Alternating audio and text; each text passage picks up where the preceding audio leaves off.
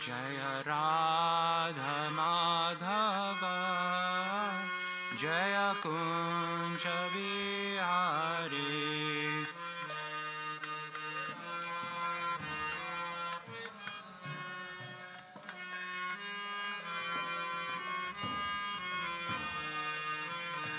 Jai Radha Madhav Jai Kunj Bihari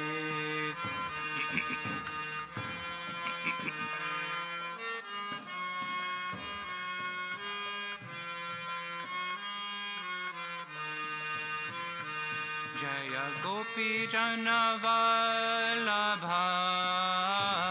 Jai Girivardhari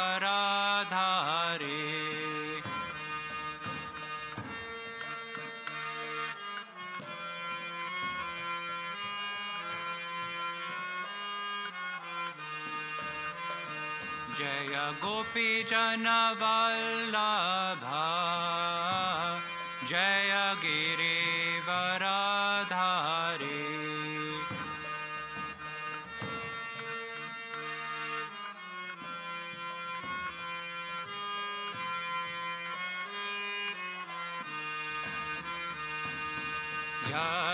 यशोदनन्दन Vraj Jan Ranjan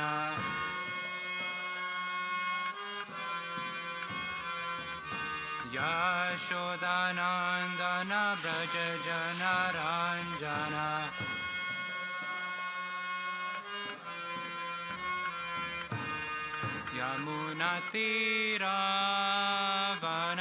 यमुनातीरावनचारि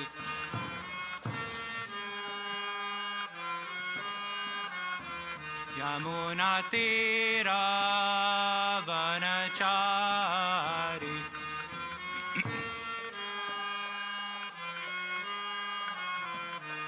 Jai Radha Madhav Jai Kunj Bihari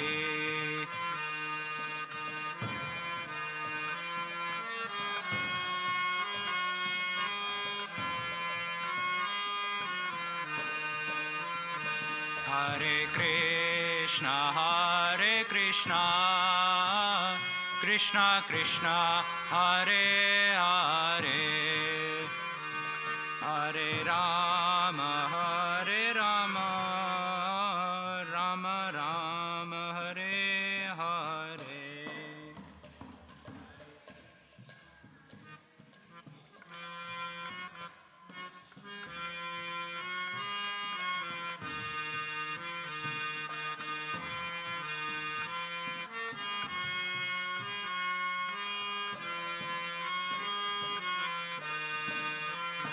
Hare Krishna Krishna Krishna Hare Hare Hare Rama Ram Ram Hare Hare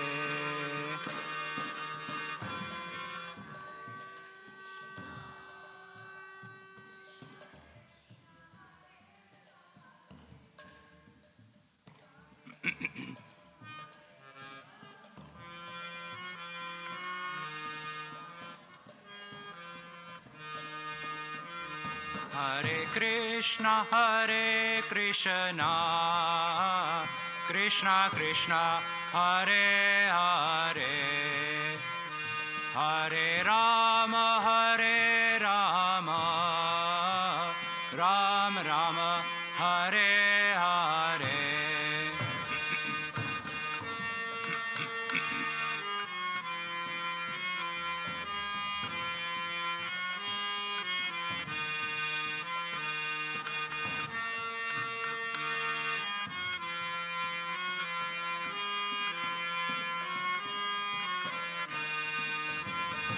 Hare Krishna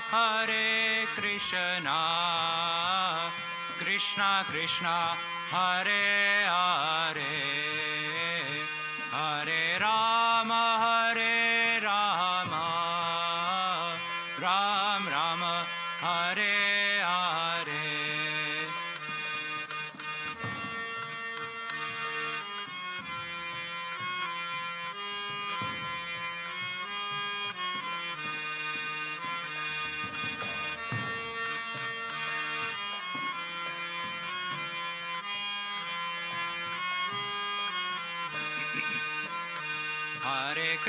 Krishna, Hare Krishna, Krishna Krishna, Hare Hare, Hare Rama, Hare Rama, Ram Rama, Hare Hare.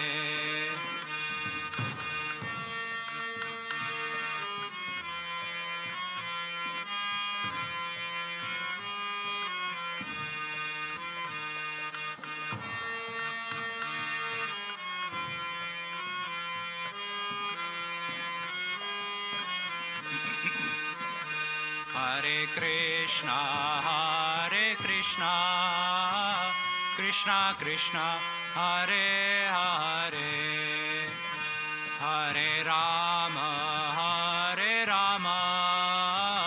Ram Rama, Hare Hare.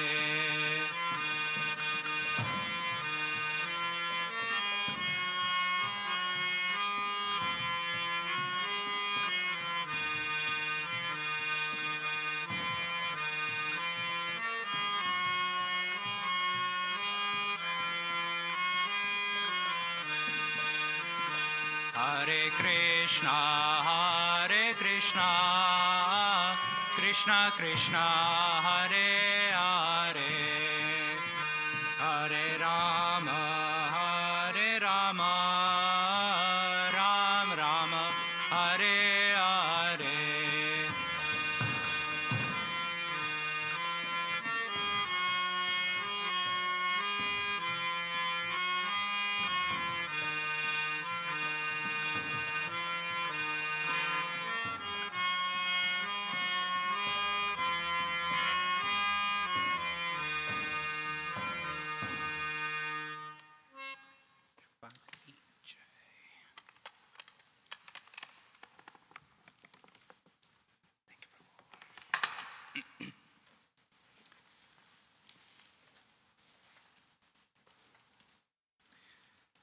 Hare Krishna, so today is a special event day and there is no verse.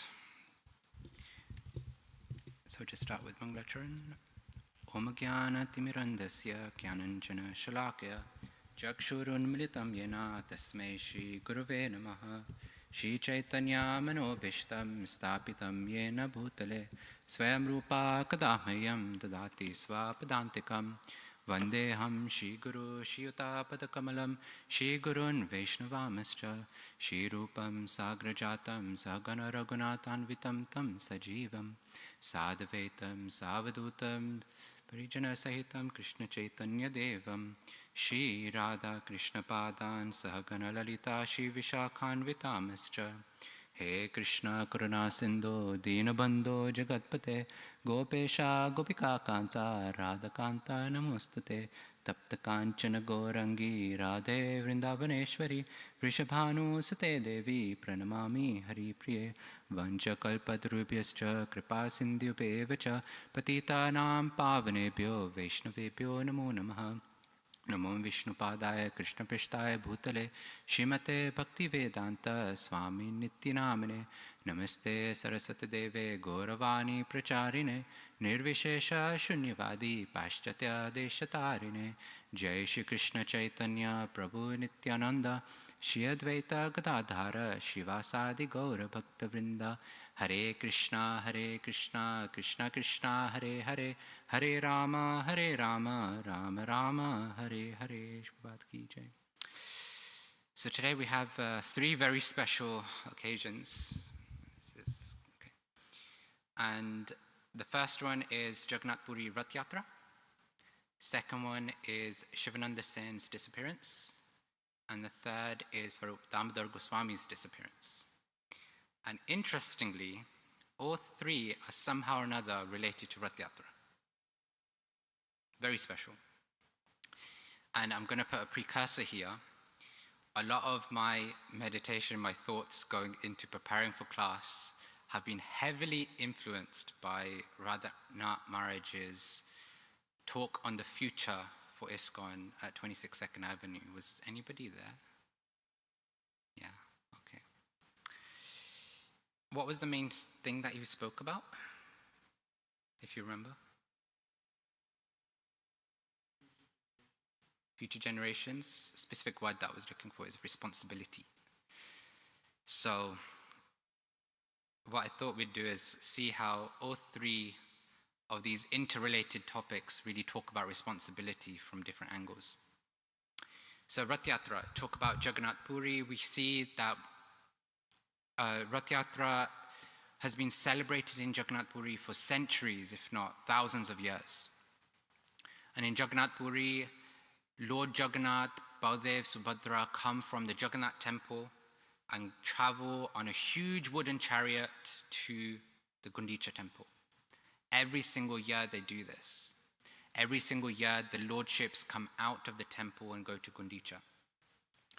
And we see from the Chaitanya Charitamrita that actually it's a very prominent and famous festival for the Gaudiya Vaishnavas, because we see that even Chaitanya Mahaprabhu himself would make a point of going to the Ratha Yatra every single time he could. And we hear the ecstasy that Mahaprabhu experiences. We see the ecstasy. The devotees, the advanced devotees will experience the ecstasy that Mahaprabhu experiences. Sometimes it's described that he would just dance like a madman. Sometimes it's described that he would jump, and when he jumps, he's jumping tens of feet high. Even, okay, I'm British, but even the basketball players of US probably can't jump that high.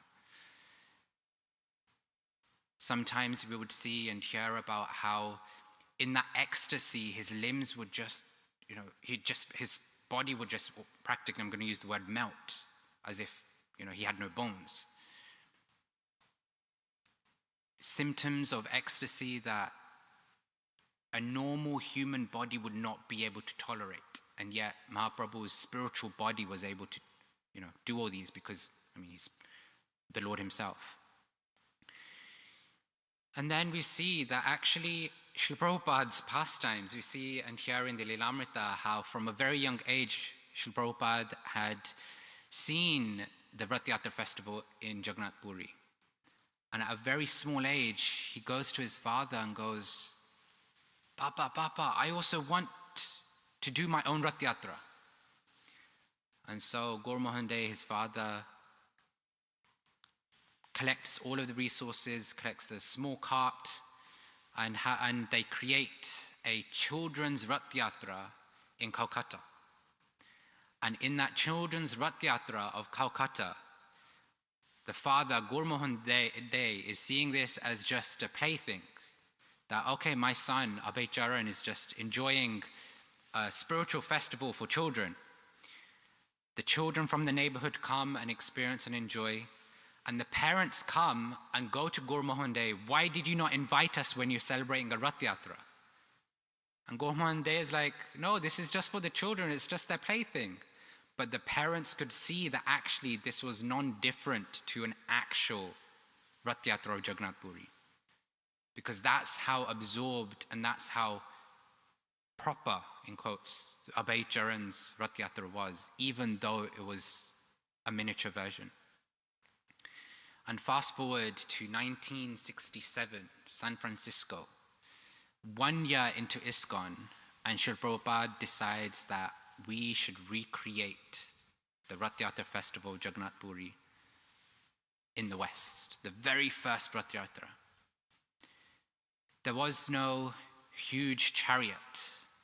It was just a flat deck truck that took the lordships. And there's a very nice picture of this if you wanted to look it up. But it's a flatbed truck. Subhadra's facing towards the back, then Baldev and Jagannath on the sides looking outwards. And then the devotees have built a canopy, a very simple canopy over the truck to cover the lordships. But we see that they didn't have much money. They didn't have much resources. There weren't even that many devotees. It was only 1 year into ISKCON. And quite frankly, the devotees didn't have much experience of organizing any events or festivals, let alone a Vaishnava festival, right? One that is of a totally different culture. But they did it because Srila Prabhupada desired that Jagannath, Baldev, and Subhadra go out on the streets of the Western world just like they do in Jagannath Puri. And so the devotees, Jagannath, Baldev, Subhadra, they go down the streets of San Francisco There's kirtan playing, there's prasadam distribution, and it's basically a spectacle for those who have come there or who are passing by. Like imagine a massive, imagine you, before you were a devotee, or if you're born into a devotional movement, imagine like observing a different culture, going to China during their New Year's festival. Everything looks like fantastic, looks new, like what is this going on? Amazing opportunity. And it's described, I don't know who mentions this, one of the Srila Prabhupada disciples at the time, but it's described that as part of the journey, they had to climb a steep hill and then come down again. And as the truck was going up the steep hill, every now and then the truck would stall. It would stall and the devotees would be in anxiety because, the truck stalled on the hill, like we need to get over it. And then, anyway, every now and then it would stall and then they'd come down and eventually they'd get to Srila Prabhupada and they'd narrate the whole situation to Srila Prabhupada. And Srila Prabhupada just says, yes, the deities have come to the west, but Jagannath has also brought his leelas to the west. Because we see and hear in the Mahaprabhu pastimes that every now and then the chariot would stop and it would only move once Mahaprabhu is pushing the chariot with his head. And in the same way, the truck would stall and would not move until the Lord decides that he's ready to move. And so we see that it's a very beautiful pastime. We see that the whole festival of Ratha Yatra is an amazing opportunity for devotees to be engaged and serve and celebrate the Lord coming out to see the world. But why do we within ISKCON really give prominence to Ratha Yatra? Why is it that decades later, from 1967 till now, Ratha Yatra has not just been celebrated in San Francisco every single year, but is expanding in every town and village? Just in the UK, I don't know what it was like 10 years ago, but the London Ratha Yatra, the very famous London Ratha Yatra, has been going on for years. But it's expanded so much that even though the UK is just a small island compared to probably even the New York State, I think this year we probably had between 30 and 40 Ratha Yatras across the country. And each year it's just growing and growing and growing. The number of towns and cities that we're having Ratha Yatras in is just growing. Why do we give so much prominence to it? We see from Chaitanya Charitamrita itself at the very beginning that whenever the Lord appears, whenever the Lord does something, there's always two reasons for it. There's an external and an internal reason. The external reason we can see is that those who have some shraddha, those who have some faith, those who are believers of God, of Krishna, like us in this room, we come to the temple, we're able to experience and see the sight of Radha Govinda, Gaur Nitai, Jagannath Baladev Subhadra, and we're able to have darshan. And from Bhaktisiddhanta Saraswati Thakur, darshan is not about I see Krishna, it's about Krishna sees me. It's not about us seeing, oh yes, Radha Govinda looks so beautiful, look at that flower, look at the dress. Darshan is about Krishna, us being in front of Krishna so Krishna can see us and see that, yes, this devotee is here. But then at some point, I'll just use this temple room as an example. At some point, whilst Radha Govinda, Jagannath Baladev Subhadra looking at Srila Prabhupada, at some point the eyes cast behind Srila Prabhupada and they see the doors, they see the windows entering the cafe, the Kadamba Cafe. And then they look beyond the Kadamba Cafe and they see the windows to the streets. And on the streets, they see that there are hundreds of people every single day walking past the temple, but don't come and see the lordships. And the heart of the Lord melts. The Lord then starts thinking how is it that these people are passing by every single day so quickly because everybody in New York is in a rush that they don't even have time to step in. They don't even have time to look through the window so I can see their beautiful faces properly. So, in Rupa Goswami tells us, Utsaha nisjhad dharyat, that a devotee should be enthusiastic, should have determination, should have patience. Dharyat, patience. But the Lord becomes, I believe the word is adharyat. He becomes impatient. And so he decides that if the people aren't going to come and see me, I will go and see the people. And so he wants to go out onto the streets so that with his big, big eyes, he can see everybody on the streets. And so externally, we see that the Lord leaves his temple because instead of waiting for people to come to him, even though there's so many programs going on at the ISKCON New York City, Brooklyn Temple, even though there's so many courses, even though there's so many events, even though there's so many outreach opportunities, even though there's a Govinda's restaurant downstairs, even though there's a Kadama cafe upstairs, there's still so many people that pass by, and the Lord is like, I need to give them some mercy. I need to let them witness and see me. And this is especially true in Jagannath Puri because, okay, in New York we have almost an open door policy. Anybody can come in, anybody can walk in, anybody can take darshan of Srila Prabhupada, can take darshan of the deities. But in Jagannath Puri, in order to see the lordships in the Jagannath temple, one needs a particular skin color. One needs a specific origin. One needs to speak in a certain way. One needs to have a certain demographic background. And so those who don't fit into that category, they can't enter the Jagannath temple and take darshan. And so this Ratha Yatra festival is especially valuable in Jagannath Puri because even if those who don't fit that qualification want to come and see the lordships, they can't. And yet once a year, the lordships come out to allow everybody, no matter what qualification, even if they're unqualified according to the Jagannath temple, they get to see the lordships. So that's the external reason, so that the Lord can come out and give mercy, can give darshan to everyone. But then there's the internal reason for the Lord to appear as Jagannath in a Ratha Yatra going onto the streets. And for that, we have to jump to the pages of the Srimad Bhagavatam, the 10th canto, where we hear about Lord Dwarkadish, Krishna in the form of Dwarkadish, going to Kurukshetra. This is many years before the war. It said that it was a solar eclipse, a very auspicious day. And on that auspicious day, kings and saints and sages would all go to the land of Kurukshetra. Kurukshetra is Guru and Kshetra. Guru is the lineage of Guru, and then Kshetra is the land. So it's the land of the Gurus, or the land of the ancestry of the Guru dynasty.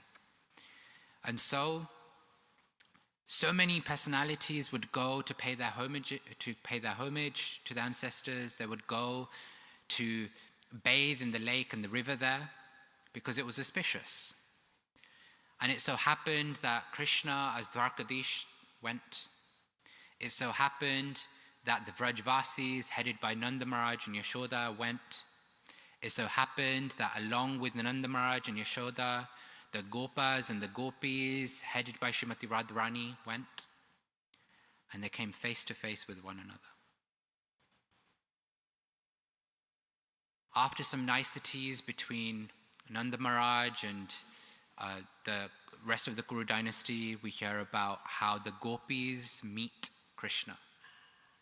And when the Gopis meet Krishna, we see that there's some shyness, we see that there's some excitement, we see that devotional love is in the air because finally, after so many years, they are seeing Krishna again.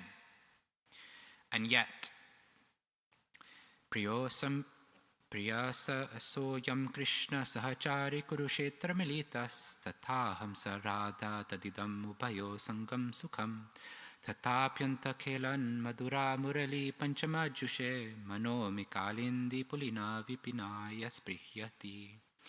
This is a verse spoken by Srimati Radharani. She says, "My dear friend, now I have met my very old and dear friend Krishna on this field of Kurukshetra. I am the same Radharani, and now we are meeting together. It is very pleasant, but still I would like to go to the bank of the Yamuna beneath the trees of the forest there. I wish to hear the vibration of his sweet flute playing the fifth note within that forest of Vrindavan. Krishna is there, Radharani is there, the gopis are there, the love is there, but something is missing.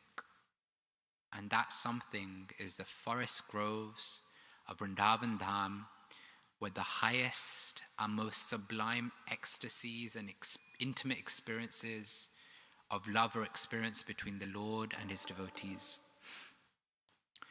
And so if we remember that Chaitanya Mahaprabhu is actually Krishna in the mood of Srimati Radharani, we see that the Acharyas also describe that Jagannath temple is just like Kurukshetra. The Gundicha temple is just like Vrindavan.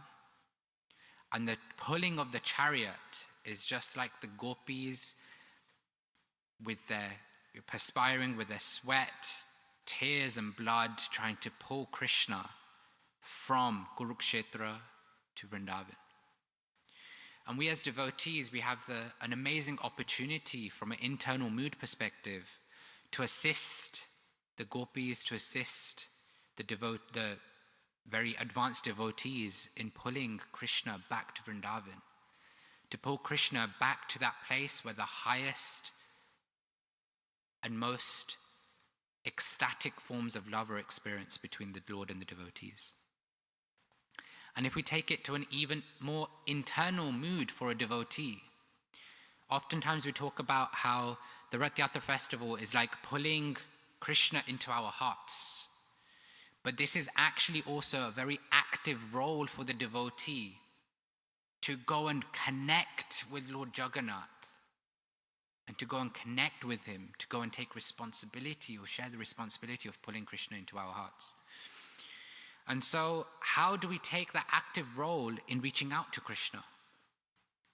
And for that, we can go to Sivananda Sena. We see that the pastime of Ratha Yatra was the Lord taking responsibility of going out onto the streets to invite and to give mercy to the devotees. And Sivananda Sena is an example, or a perfect example of somebody who takes responsibility in service. When we think of advanced devotees, when we think of responsible devotees, some of us may think of great kirtaniyas. Some of us may think of sannyasis, those who travel the world to share Krishna consciousness. Some of us may think of temple presidents. Some of us may be thinking of great speakers, great writers. But Sivananda Sena is an example of a great devotee who just took responsibility because he saw that responsibility needed to be taken.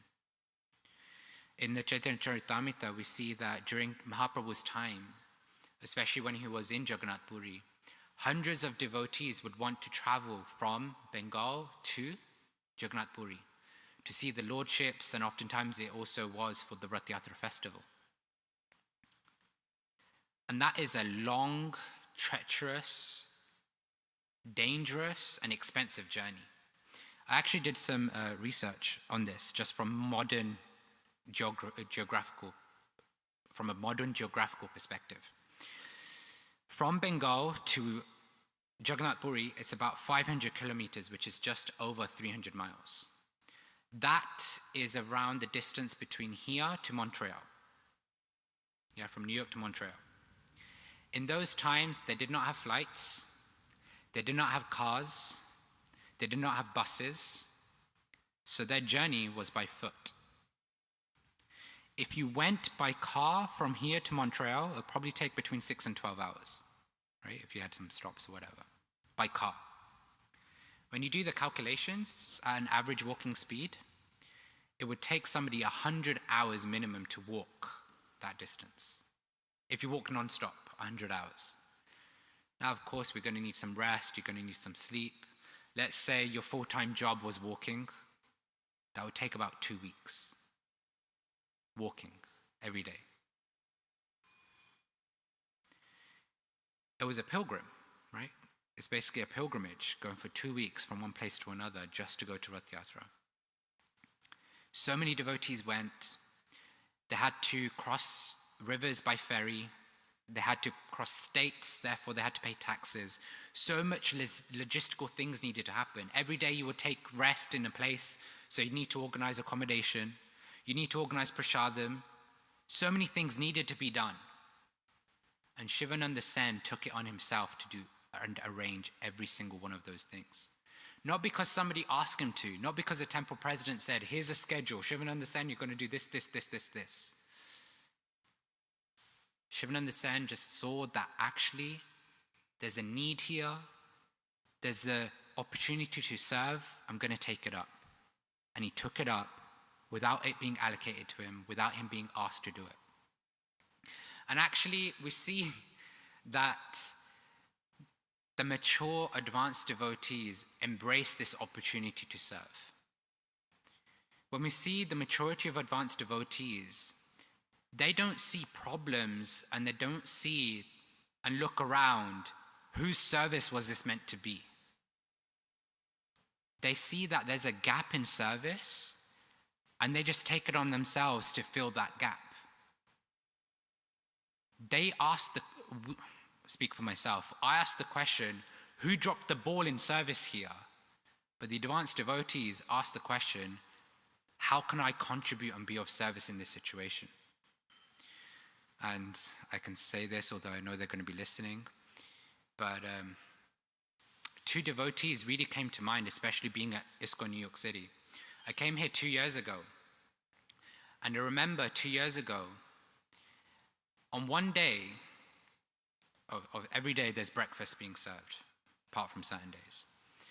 And on one day, the queue for morning breakfast had come out into where the sinks are, because there was only one person serving breakfast.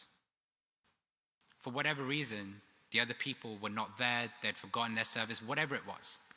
And I remember being in that queue, I was near the front, not at the front, but near the front. And looking around, some of us were looking around and going who's meant to be doing the breakfast serving? Some of us were checking our phones because we've got the schedule on the phone, who's meant to be doing service today? But there were two devotees who were at the very front of the queue who saw that there was nobody to serve breakfast. They put their plates aside, they went round the back of the table and just started serving breakfast. And that was Pancharatna Prabhu and Aditi Gunamataji. Some of, if not the most senior devotees of this temple, took it on themselves because of their maturity in their spiritual life to go, everybody's trying to find who is meant to do the service. We've got an opportunity to just serve. Let's just take it up. When I speak for myself, I'd be I actually didn't do that, right? Because I was one of those people in the queue going why is the queue going slow? Who dropped the ball? But these advanced Vaishnavas, they just saw that, hang on. There's a service that isn't being done. We'll just go and do that service. They didn't ask, they didn't question, they didn't chastise going, oh, who dropped the ball? They just went and served. And I speak for myself here. Sometimes when I think of service, I'm thinking, which services will give me appreciation? Which services will give me the most mercy by being in front of the senior devotees, by being in front of the sannyasi? Which services will people look at me and go, wow, Bhaja Govindam Das is such a great devotee, he's doing such an amazing thing. But actually that's my misfortune, because the real service, the real devotional service is when you're able to do something for Krishna because you know it's not about the appreciation, you know it's not about doing something big and grand, you know it's between you, Krishna and your Guru. And that's all that matters, the internal journey. As a Christian aphorism goes, for what does profit a man who gains the whole world but loses his soul? What profit is there when everybody around us, even if they're devotees, are just glorifying us non-stop, if we lose that connection with Krishna inside, because actually those services we're doing are for our name, fame, glorification, and appreciation. For people to look at our pages on Instagram, on Facebook, on, I don't know, Twitter, whatever it is, and go, yes, thumbs up, hearts, likes. Because the real service is actually when we're able to just offer service without any need or any desire for appreciation. So when we look at the devotees who are behind the scenes, who just cook non-stop for the deities, for the devotees, who do the accounting for the temple, who are just cleaning the temple without any appreciation, who just do the administration work, who keep check of the stock to make sure that there's enough bhoga in the kitchen, to make sure that there's enough resources for the temple. Oftentimes, they won't be the devotees who will be on the forefront preaching, sitting on the Vyasasan, leading kirtans. But their service, their mood of service is as powerful, if not more powerful, than somebody like me who has the ignorance and the arrogance to sit on the Vyasasan. Because they know they're doing it for Krishna and for their Guru and nothing else. And that was Sivananda Sen. Sivananda Sen had this mood that, if you think about events that are organized or pilgrims that are organized, how many of us remember the people who organized the fair to cross the ferry crossing? How many of us remember the ones who remembered to pay the taxes? How many of us remember the ones who organized the prasadam? How many of us remember the ones who organized the accommodation? We'll remember the keynote speakers. We'll remember the MC. We'll remember the one who's inviting us into the accommodation or the prasadam queue. We won't remember the ones who are behind the scenes.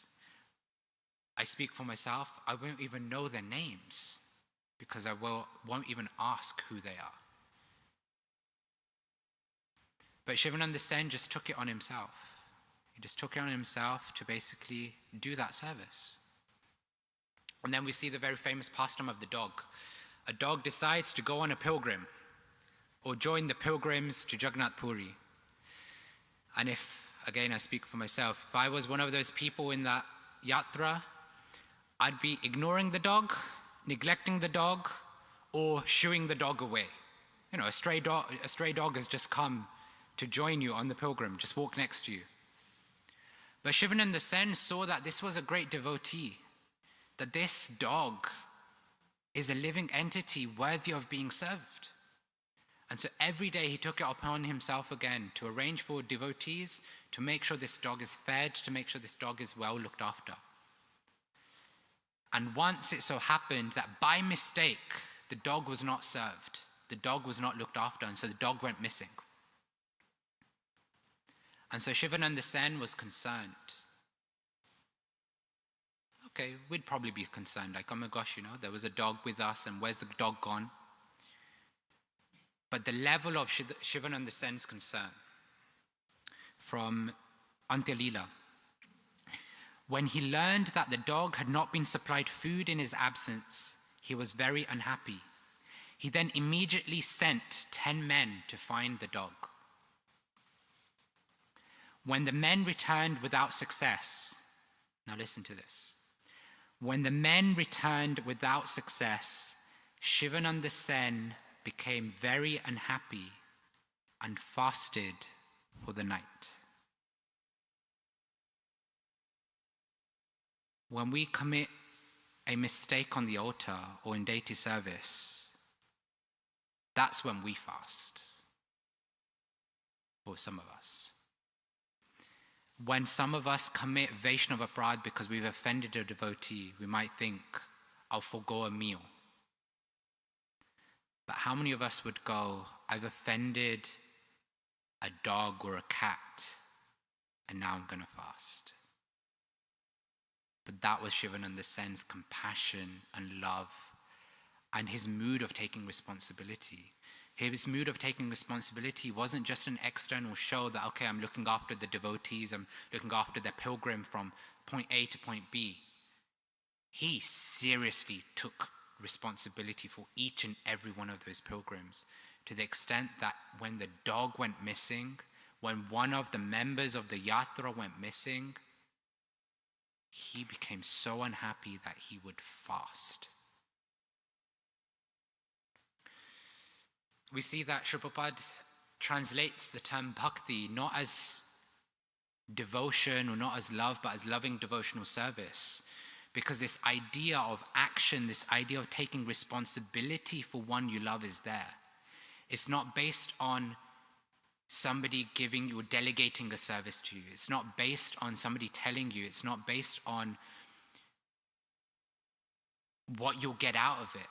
It's not based on being recognized for it. It's based on the lover thinking, if I don't do this, who else will? Because that's taking responsibility. If I don't take responsibility for this thing, who else will do this? If I don't do this service, who else will do this service? And that was Sivananda Sena. So we spoke about Ratha Yatra, where the Lord takes responsibility to go out onto the streets to give his mercy. We spoke about Sivananda Sena, who takes responsibility for the devotees. And then we talk about Svarupa Damodara Goswami and his disappearance. And he takes responsibility for the purity, for protecting the purity of Krishna's mission. Who was Svarupa Damodara Goswami? We see that he was a very intimate and close associate and friend of Mahaprabhu. We see that he was also an incredible scholar.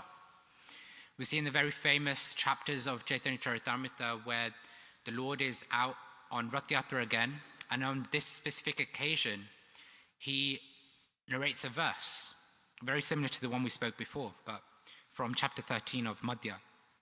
That very personality who stole away my heart during my youth is now again my master. These are the same moonlit nights of the month of Chaitra. The same fragrance of malati flowers is there, and the same sweet breezes are blowing from the Kadamba forest. In our intimate relationship, I am also the same lover, yet still my mind is not happy here. I am eager to go back to that place on the bank of the river under the Vetasi tree. That is my desire.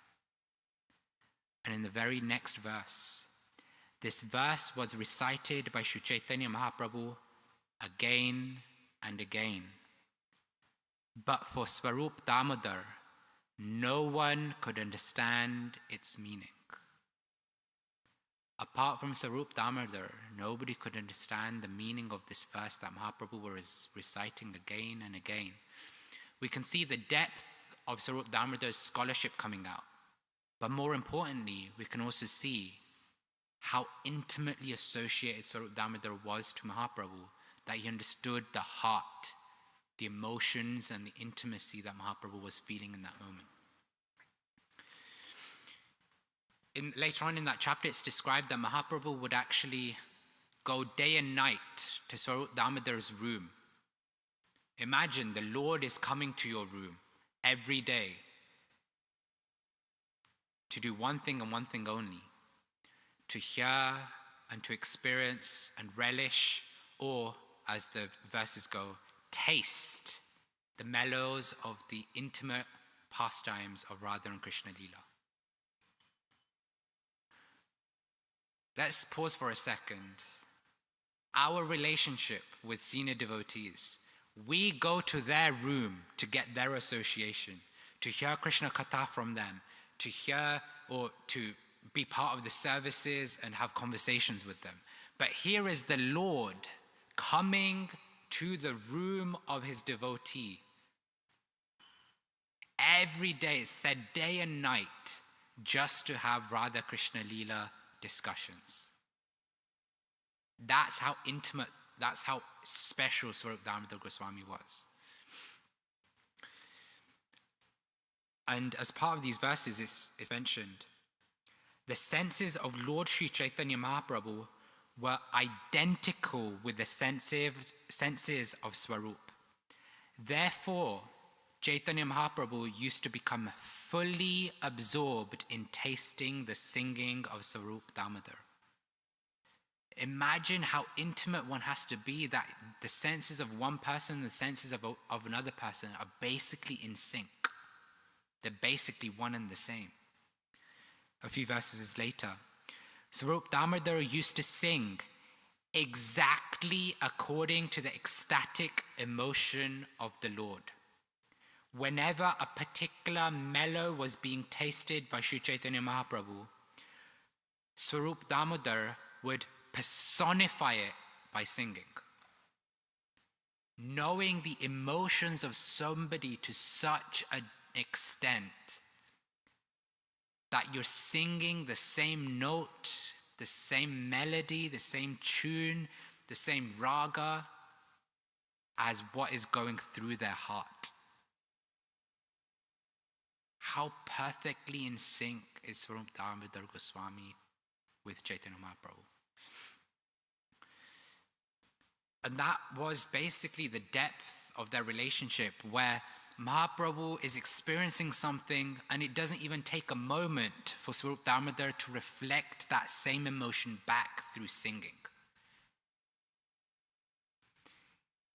And thus Svarupa Damodara, with his in sync with the intimacy, with the depth of his understanding of Mahaprabhu's heart, using his body, mind and words, he engages that in service to Mahaprabhu by being a filterer or by vetting any poetry, any philosophy, any writing that comes to Mahaprabhu. And a very famous example is one of a Brahmana. In the pages of Chaitanya Charitamrita, it's described that was a great Brahmana that the devotees had heard poetry from. And the devotees were going to Svarupa Damodara, come, listen to this Brahmana, because we want Mahaprabhu to hear his devotional poetry. He's a brilliant writer, he's a brilliant poet. He's written such a brilliant composition glorifying Lord Jagannath and Mahaprabhu. And Svarupa Damodara is thinking, are you sure he has got the conclusions of the Vedic literature correct? Are you sure that his devotional ecstasies are proper? And like this, there's a back and forth between the devotees and Svarupa Damodara. And in the end, Svarupa Damodara goes, okay, you devotees want me to listen to it, I will listen to it, I will filter it, I will check, I will confirm that yes, Mahaprabhu should listen to this. And so the Brahmana comes, and the Brahmana then starts, and I'm paraphrasing what he shares. He shares, I think it's in 2 verses. In the 2 verses, he calls out that Lord Jagannath is like the body, and Mahaprabhu is the owner of the body. And then he says that, let me just find it.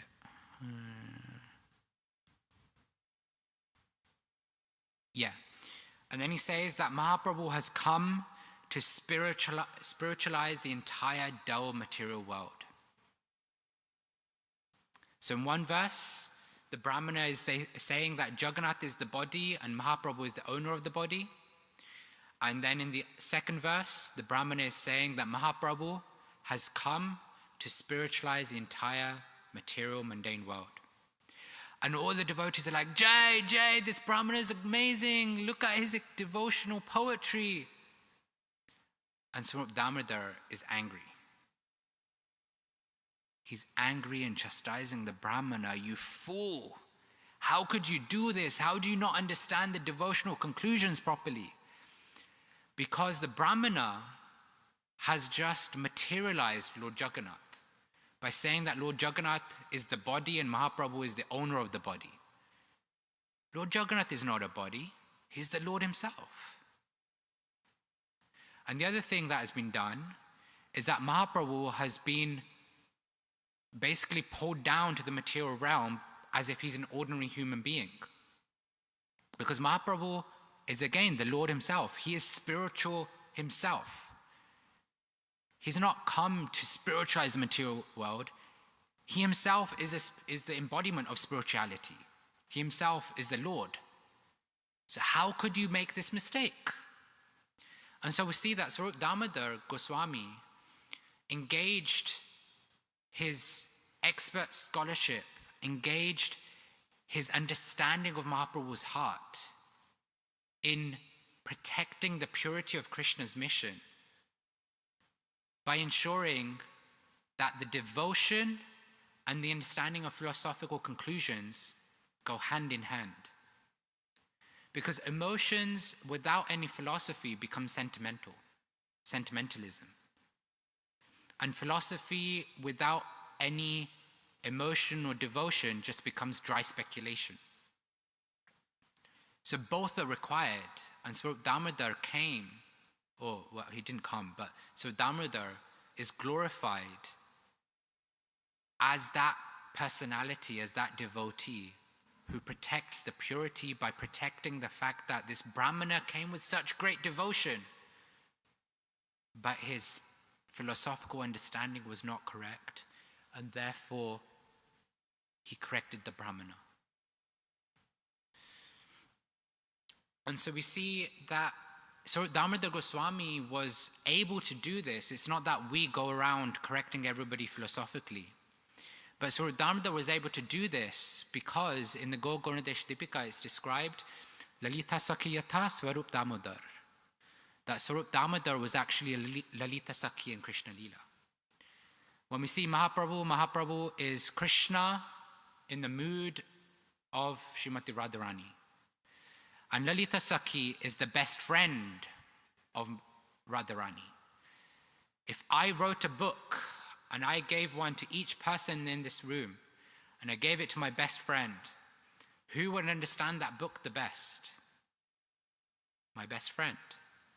In the same way, when Radharani's mood comes into, or when Mahaprabhu comes with Radharani's mood, who would understand the mood of Chaitanya Mahaprabhu, the internal emotions of Mahaprabhu the best? Lalita Sakhi. And thus, Svarupa Damodara is able to understand the mood of Mahaprabhu the best, the internal emotions that he's going through. And thus, he's able to protect the purity of what Mahaprabhu came to do, came to give. And so, today is a special occasion because we see that we're celebrating three things simultaneously. One is the Jagannath Puri Ratha Yatra, which will begin, I believe in New York, it will be the end of day today. Then we're celebrating, and that Ratha Yatra festival is celebrated, or in one way we could glorify it as the Lord taking responsibility of giving his darshan, his mercy to the people, to the conditioned souls on the streets. Then we see Sivananda Sena's disappearance, where Sivananda Sena, as an expert, advanced, mature devotee, took the responsibility to serve the devotees, doing the needful. And then we see the disappearance of Svarupa Damodara Goswami, who took the responsibility to protect the life and mission of Mahaprabhu by protecting the purity of what Mahaprabhu came to give. So I will end by repeating that even though it's a festival day, this idea of responsibility was just going through my head again and again because of the Monday lecture by Radhanath Maharaj. And I feel it fits perfectly because we see that the personality is glorified today. We see that the event glorified today, the festival, are all about taking responsibility. And so for us, we take responsibility, as Radhanath Maharaj was alluding to, not just in service, not just for devotees, but also our own spiritual life. We take responsibility for the association we connect with. We take responsibility for the services we're engaged in. We take responsibility for what we accept in our life. We take responsibility for the emotions that we cultivate. And we also take responsibility for what we allow to influence and enter our hearts and our own practice of bhakti. And so I'll end there. Hare Krishna, Krishna Krishna, Hare Hare, Hare Ram, Ram Ram, Hare Hare.